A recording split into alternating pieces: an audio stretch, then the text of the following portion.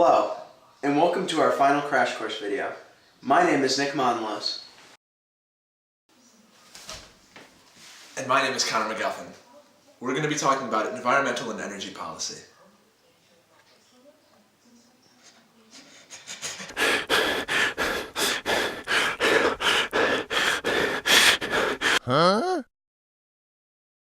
Environmental policy refers to the actions government takes with regards to the environment and our impact upon it as a nation.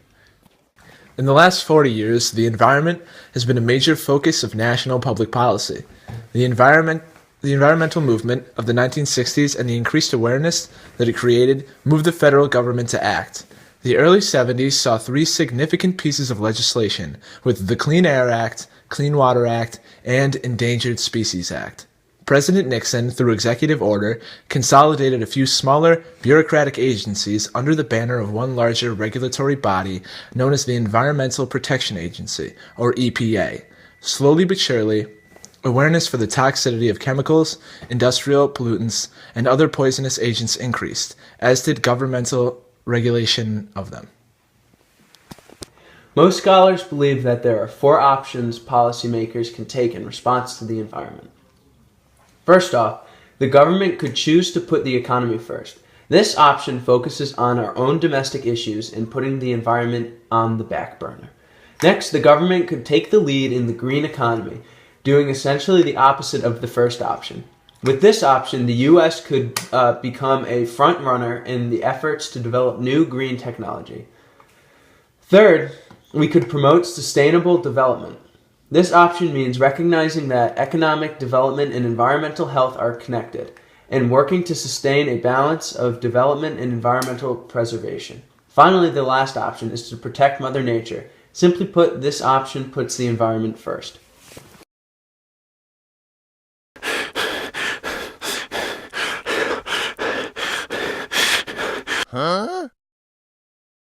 Energy policy deals with energy production, distribution, and consumption.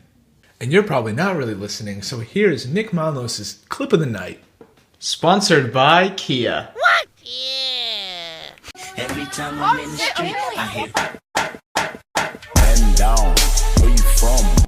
As energy sources have become more limited and environmental problems have magnified, government efforts in these policy fields have expanded.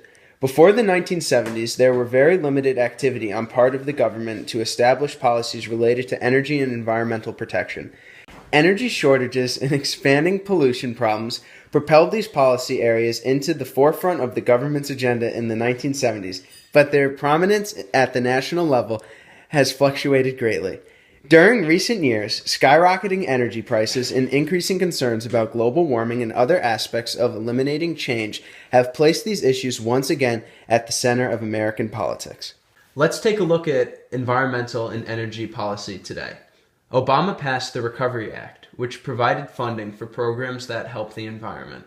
Obama also established the first national policy for the stewardship of the ocean, our coasts, and the Great Lakes. He also signed the Omnibus Public Land Management Act in 2009, which designated more than 2 million acres of federal wilderness, thousands of miles of trails, and protecting more than 1,000 miles of rivers. The administration is also taking comprehensive action to ensure the integrity of the waters Americans rely on every day for drinking, swimming, and fishing. Since taking office, President Obama has made critical investments in advancing vehicle and fuel technologies, public transit, and high-speed rail.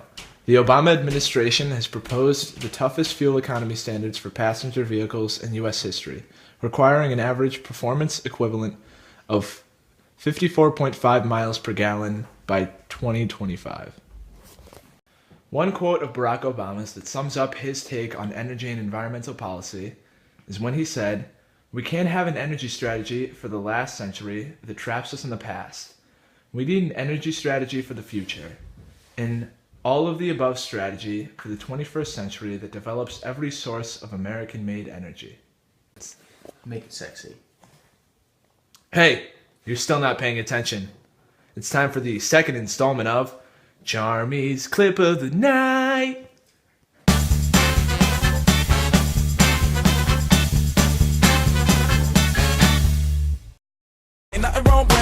hold me back. La mama know I body sell trophy glass. She worked every.